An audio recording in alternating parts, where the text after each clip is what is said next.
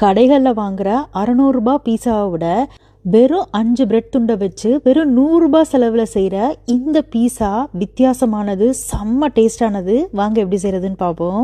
ஒரு பேனில் கொஞ்சமாக எண்ணெய் விட்டுக்கோங்க. ஒரு 4-5 பல் பூண்டை நல்ல பொடியாக நறுக்கி சேர்த்து நல்லா வதக்கி விட்டுக்கோங்க. இப்போ அடுத்ததாக இதில் 100 கிராம் அளவுக்கு நல்ல பொடியாக வெட்டின சிக்கன் சேர்த்துக்கோங்க. சிக்கன் போன்லெஸ் சிக்கனை நல்லா பொடியாக வெட்டி அதை சேர்த்துக்கோங்க. சேர்த்து நல்லா வதக்கி விட்டுக்கோங்க.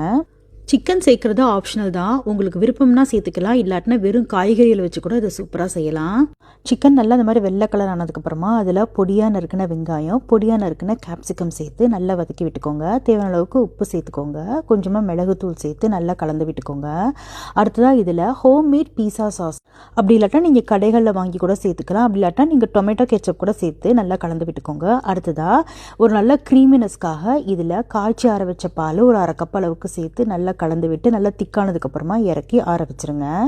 இப்போ அடுத்ததாக வேறு ஒரு பவுலில் 2 முட்டையை உடச்சி ஊற்றி நல்லா அடித்து விட்டுக்கோங்க. அடுத்ததாக இதில் தேவையான அளவுக்கு உப்பு சேர்த்து காரத்துக்காக சில்லி ஃப்ளேக்ஸ் சேர்த்து நல்லா கலந்து விட்டுக்கோங்க. கூடவே ஒரு 1/2 கப் அளவுக்கு காய்ச்சி ஆற வச்ச பாலும் சேர்த்து நல்லா அடித்து எடுத்து தனியாக வச்சுருங்க. அடுத்ததாக 5-6 பிரெட் துண்டுகள் எடுத்து ஓரங்களை வெட்டி அதையும் எடுத்து வச்சுக்கோங்க.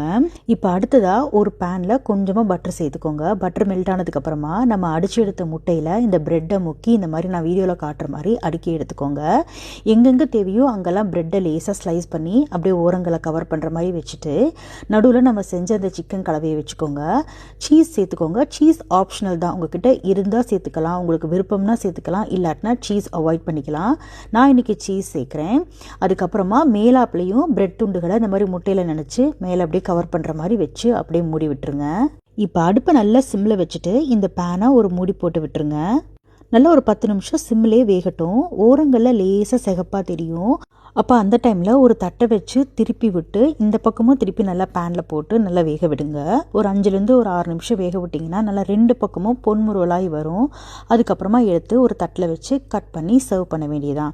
ரொம்ப வித்தியாசமாக ரொம்ப டேஸ்ட்டாக, பீஸாவை விட டேஸ்ட்டாக இருக்கும். நான் இன்றைக்கி ஹோம்மேட் கெச்சப்போட சர்வ் பண்ணுறேன். நீங்கள் இதை ட்ரை பண்ணி பார்த்துட்டு எப்படி இருந்துச்சுன்னு சொல்லுங்கள்.